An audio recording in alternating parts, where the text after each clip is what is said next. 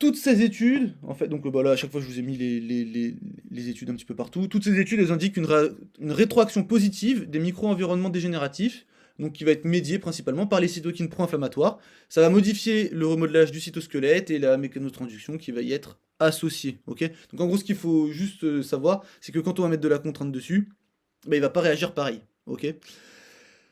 On observe une augmentation du transport des fluides et des disques. Donc ça, c'est juste que je voulais, c'était pour faire une comparaison. Il y a les fluides dans le disque, ils se déplacent un petit peu moins après des charges cycliques. Quand le disque il est dégénéré, après il y a 4% d'écart, je suis pas sûr que ce soit significatif, je sais pas, mais je vous l'ai mis quand même. C'est pour marquer juste que les disques ils marchent pas pareil, hein, ok? Rien de plus.